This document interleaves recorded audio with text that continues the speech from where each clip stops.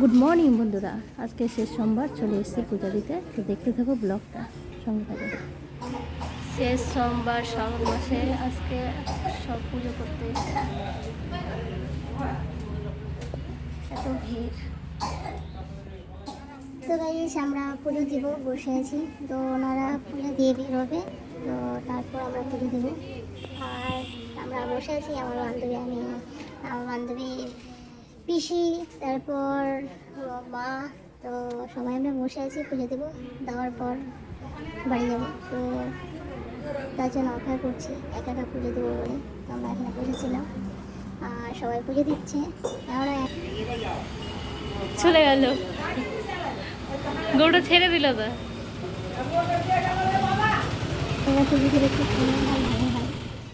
আর এখন সকাল 9টা-10টা বাজে, তোমরা অলরেডি টাইমটা বুঝতে পারছো। তো খুব সুন্দর। তো দেখো কীভাবে পুজো করে আর কেমন করে পুজো করে। তোমরা অনেকে জানো, অনেকে জানো না। আজকে কি কোথায় থেকে পুজো দিচ্ছ কমেন্ট করে জানিও আর জানাও। তো আমরা চলে এসেছি শ্রাবণের শেষ সোমবার। তো এই বাচ্চাটা খুব চঞ্চল, ওর মা পুজো দিচ্ছে আর আমি ইয়ে করছিলাম। তো বান্ধবী পুজো দিচ্ছিল, তো আমি পরে দেবো, তাই আমি শুরু করেছি। তোমরা দেখতে পাচ্ছ।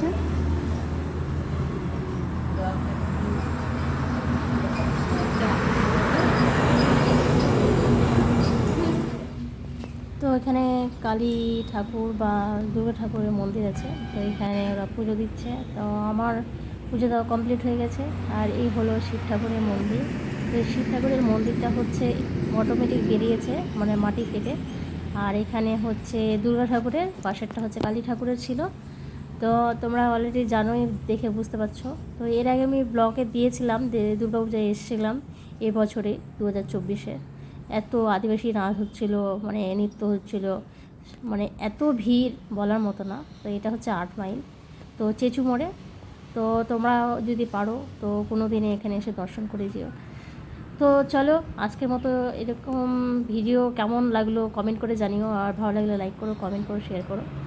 তো কতটুকু দেখাতে পেরেছি তোমাদের, অবশ্যই টাটা, দেখা হবে নেক্সট